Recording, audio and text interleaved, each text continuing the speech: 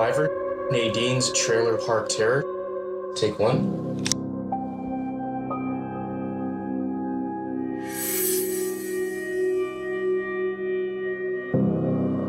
We moved into the trailer park in April of 1991.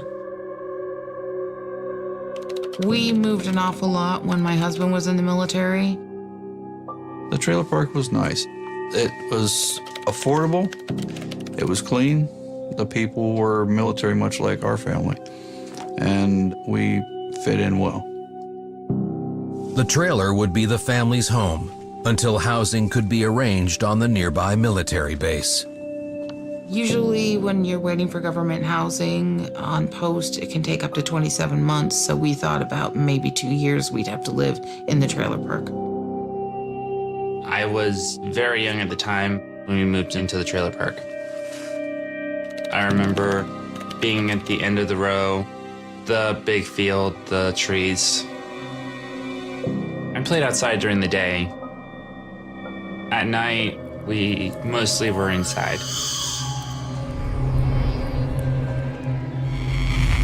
If you look out the window, you would see a big field, and then there was a wooded tree line. The tree line, I never liked it. It just seemed off to me. I just never liked the woods. It always felt cold. It just kind of, I don't know, it made you feel eerie. I do remember the forest. It was something that I generally avoided. The unnerving sensations would soon become all too real. Shane and I, we would go outside and he would play ball, you know, normal kid stuff. This one particular day we went out and the neighbor's dog was lying there. At first I thought it was sleeping, but the dog was dead. The dog we found had actually belonged to one of our neighbors, but they were never home. We decided that we were going to bury the dog next to the woods because we didn't feel it was right to just leave the dog there. I buried the dog across the field from our trailer, along the wood line. I dug a hole about 2 feet deep, thinking that would be enough to thwart most small creatures from digging it up.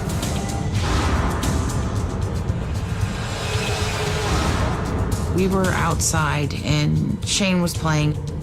I had noticed that there was something odd about the woods. I had gone up and the hole was empty. The dog was gone.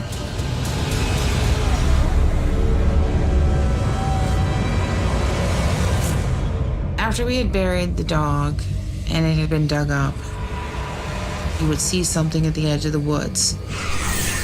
You would see these glowing red eyes, like blood red eyes.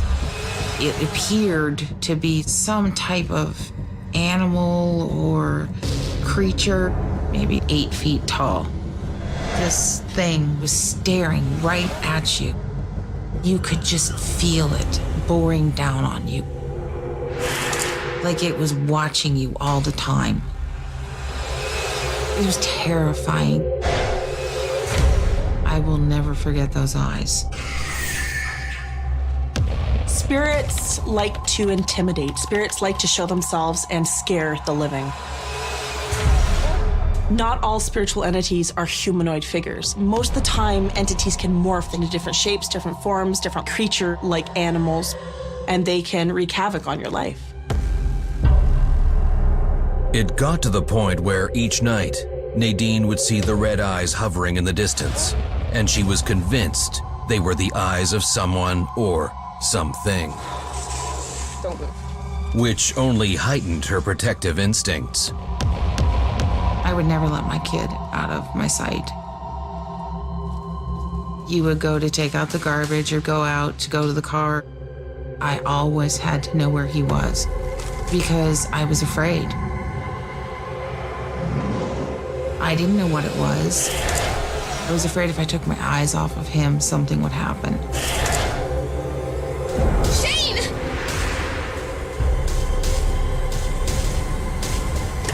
Shane! Shane! She was more protective of me. She liked to keep me close by, within earshot, within sight.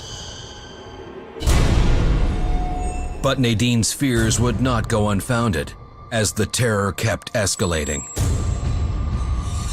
I'm pretty much a skeptic. I kind of thought maybe Nadine was embellishing a little bit on what she saw. So my first impression was, okay, her imagination's getting away from her. It was about 2 or 3 weeks after Nadine had first seen it that she was able to show it to me and pinpoint the eyes in the woods.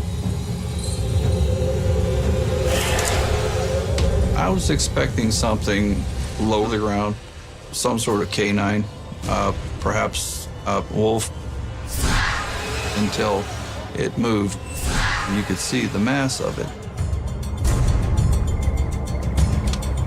I had gotten my rifle and started loading it.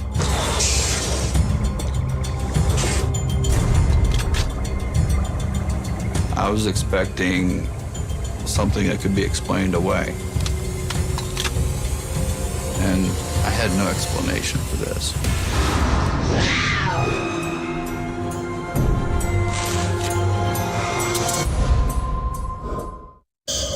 When Nadine Smith and her family moved into a trailer park, they were unaware that their home was not as tranquil as it seemed. But not long after, a strange being began haunting them. And I had no explanation for this.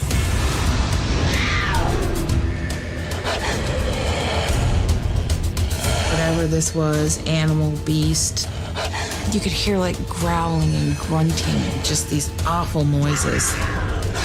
I had my rifle and started crossing the field.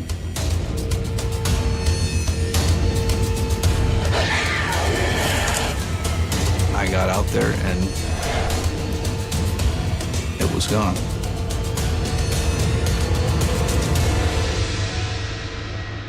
Could find no evidence whatsoever.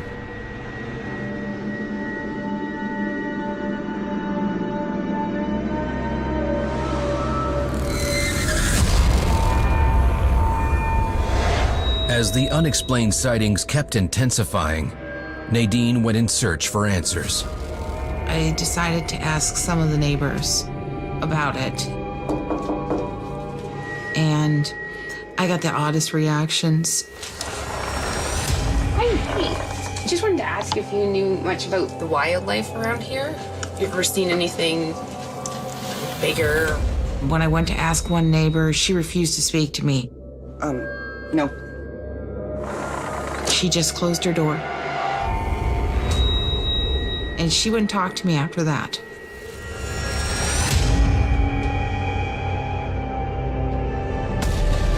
I noticed that one of my neighbors had actually moved. And it appeared as though they had actually moved in the middle of the night. And we noticed that was happening a lot.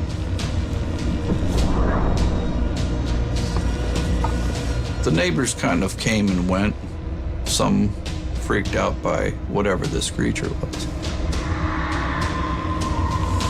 I started asking questions. I started asking why they left. Why was everyone leaving so quickly? And I was told each one of them had left because something had happened to them, where a dog or a wolf or something had tried to attack them, had tried to get into their mobile home. And I saw those red eyes inside a vacant lot trailer staring at me. I realized it was actually watching me. It was real, and it was not going to go away.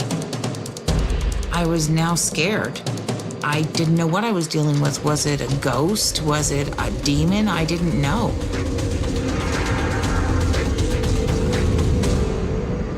And the terror continued as Shane began to have horrible nightmares.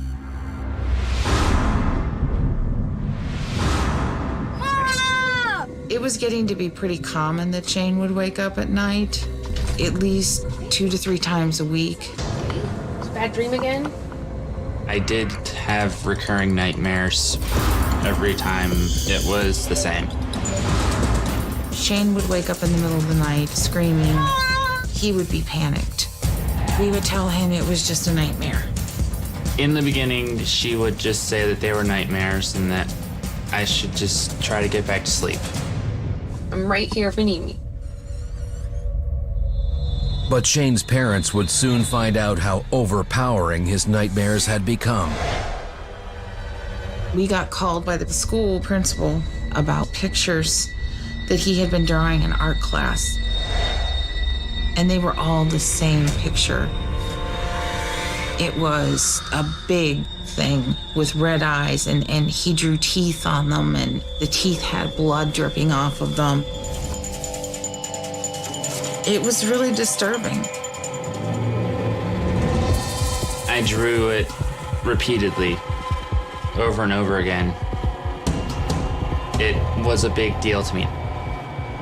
One night, I was having this nightmare. I saw a big black form outside my window.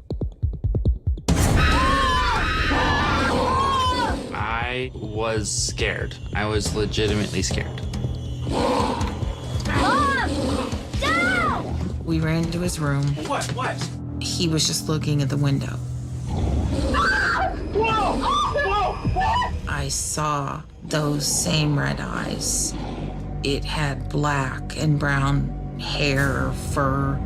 It was like an upright walking wolf. I legitimately felt like we were being stalked. I felt like it was coming for us. Get him. And it scared me to death.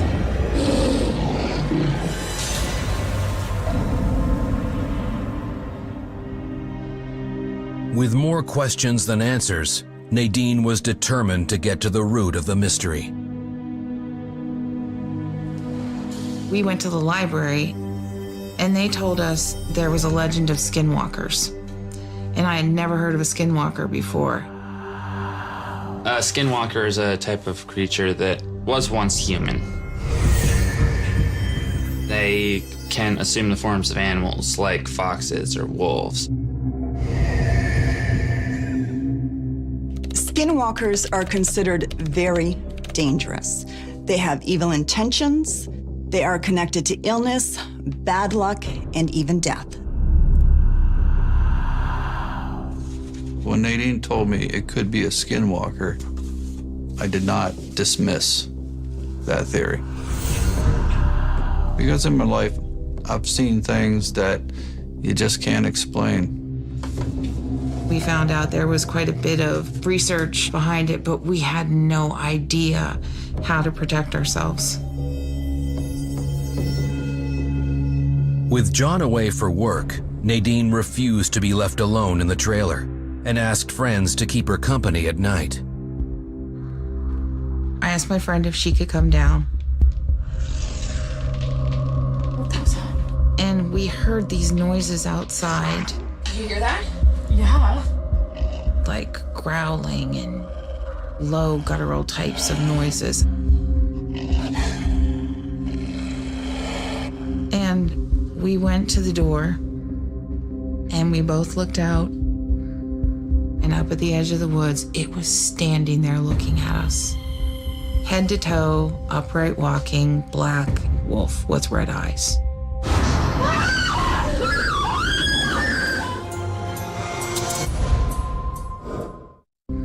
Nadine Smith and her family were being terrorized by a vicious beast. And the horror became all too real when Nadine was attacked in her own home. It was really angry, and it wanted in. The trailer started to shake.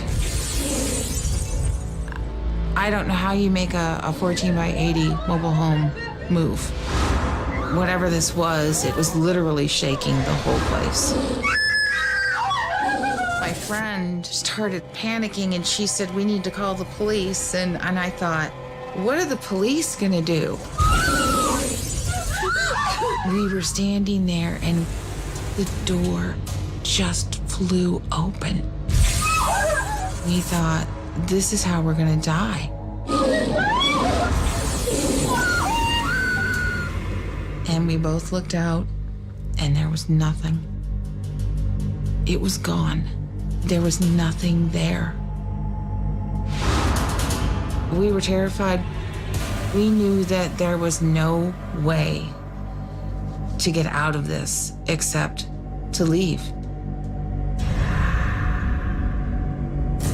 After the trailer was attacked, I was more concerned with the safety of my family.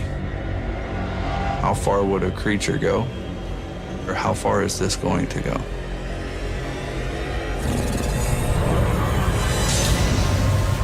Terrified of what might happen next, Nadine and John decided to move out as fast as they could. We were going, we have to go, we have to go, we have to go. I mean, we were all panicked. Come on! Hurry! We left stuff in the house. We just wanted out so badly. We left stuff and we never went back. Even the day we left, I saw the eyes in the woods. There it was.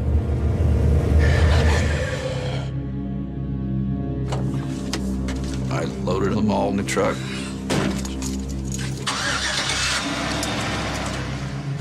And hit the road. Never looked back.